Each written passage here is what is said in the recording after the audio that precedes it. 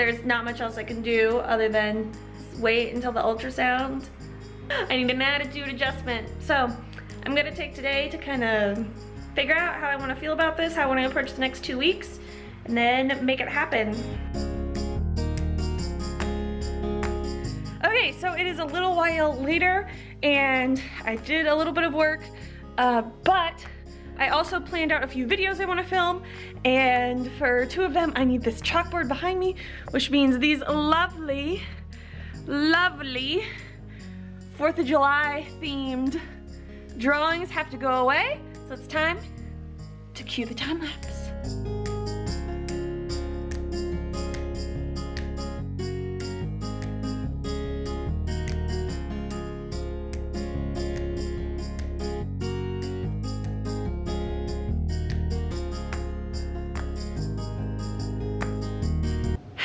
It's Sunday and I'm a few days into this wait, this wait for an ultrasound, and I realize it's kind of like a 2-week wait all over again. Like, I thought I wasn't gonna have to go through this cycle, but turns out I'm just doing a weird other waiting game. So it's torturous, absolutely torturous. I'm having a really up and down time dealing with it. Like, some days I'm being pretty optimistic about it, and those are also the days that I'm just like really productive and I'm like, all right, I can't do anything about it, there's nothing I can do to affect it one way or another, so I'm pretty productive and getting work done. And then other days I am just, and it's not other days, it's other moments, other hours within the day that I'm just really not feeling optimistic about it and worrying and just wanting to know the results one way or another.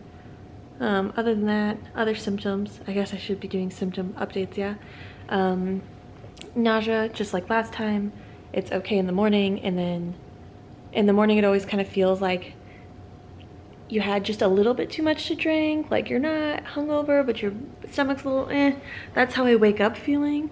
And then as the day continues on, food becomes less and less appealing, and the nausea starts to just build and build and build. So dinner is always a struggle of like, can I just skip it? Can I just not? Because it doesn't sound good. I couldn't make it through Friday without a nap, so the exhaustion is starting to set in. Oh yeah, boobs. They're growing, they are sensitive, they hurt. This continues. It continues. Digestion system is just at a complete standstill. That's where I am right now. That's my week 5 update. I don't know, ladies. This is pretty hard. Okay, check in later. All right, well, ladies, you'll forgive me for being so shiny, right? Bill had those days, oh well. So it's been a hot minute since I gave my last update, mainly because I've just been a sad panda for a few days, and also because me and the husband have kind of just not been talking about it. We can't be excited, and we can't, I don't know, we can't talk about next cycle because there's a chance. All of that to say, there's about a 15% chance of us getting good news in a week and an 85% chance of getting bad news. So on one side, like, those were the odds of us getting pregnant, right? Like, it was either that or lower to get pregnant on our own, quotes, on our own. Thanks, stims. They stayed in my system, clearly, and helped out. But, I don't know. As you can tell, I am struggle busing with not being able to tell anybody, and would prefer some support. Obviously, we're not gonna do that because that's not what we agreed upon for this cycle, but we'll see. We'll see. Hopefully, fingers crossed, this works out, and then I can do some cute freaking surprise videos. But I'm kind of like, I don't know, once you have a channel about trying to conceive, the surprise is kind of gone. Okay, check in later.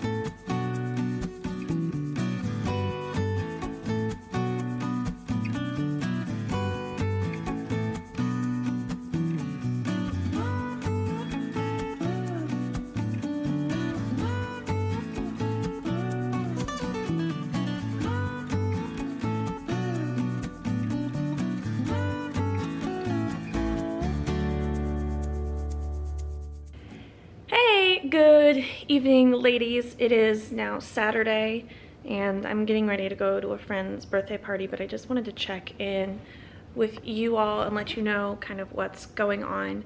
The husband is away for a long weekend bachelor party for one of his, he's the best man, so he like coordinated it all. Anyway, so he's away, and this is the last few days before the ultrasound's on Tuesday, so 3 more days. I kind of waffle now between like, oh, it's just for sure not gonna work because like our betas are so low, and then I'm like, well, they're only 1% below like the 66% rate, but I keep thinking about it working. Anyway, I didn't mean for this to get all downtrodden. Anyway, picking back up. All my friends think I'm not drinking because I am just not drinking for my next 3 cycles. That's what they think, is that for the next 3 cycles, I'm just not gonna drink to help egg quality. That's what I've told them. Frankly, I think that's would be my game plan. So I think that's gonna be my game plan going forward. I think I'll just not drink because I don't know about you guys, but not drinking and then drinking for 2 weeks, it's just, I don't know, I feel like it's harder to like go back and be like, wine is wonderful, and then have wine taken away from you, right? So I'll just let my mind slowly forget the wonders of wine over the next few months. But yep, that's what they think. Hard to keep lying to everyone, and it's hard to like not just fall off the precipice of depression when I know on Tuesday I might be told the most devastating news of my life again. Again. I mean, that's just how it goes, right? That's just the infertility battle. So I know I'm not alone, not the first, not the last, but it sure sucks to go through it, man. All right, well, even though I feel rather crappy, I did my face. Let's be clear, the husband's not home and I've had no responsibilities today. I've been in yoga pants most of the day. Like this cute outfit, like, hold on, this is like, whoop, look at these cute shorts, aren't they adorbs? Adorbs, a little top and everything. Like this happened within the last hour, to be real honest. So I'm gonna go make an appearance at this party and then just be happy that we're 1 day closer to that ultrasound, because I just need to know. I need to know. I'm not a good waiter. If you follow my vlogs, you know I'm not a good waiter. Sorry that all of these updates are just me whining. Okay, please forgive me. Send good thoughts my way. All right, I'll check in later. All right, morning ladies. It is 3 hours till my ultrasound, and I am so ready to get it over with. I am just kind of resolved. I slept really awfully last night. I woke up a bunch. I can't record in the room, but I might try to get audio. I'm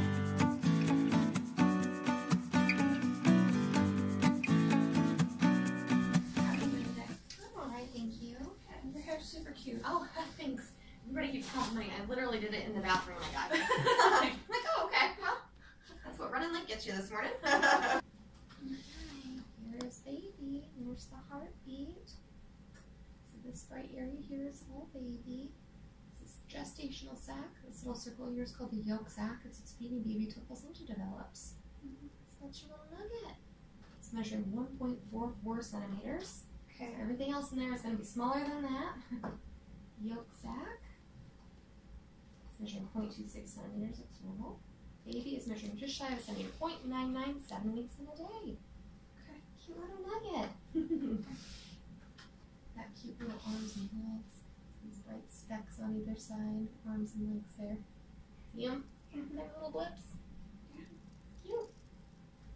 I'm going to get the heart rate here. Now this is the one without sound. 139, that's beautiful. Thank you. Okay, now I hear the breathing. There you go. I was starting to get worried about you, but she's not getting excited yet. Got 140 there for the heart rate. Okay, so it's been a while. It's the evening now. I kind of needed a hot minute to deal with what happened this morning because I was a little bit in shock because look, we have a blob, and the blob has legs and arms, and more importantly, a heart rate of 139 beats per minute.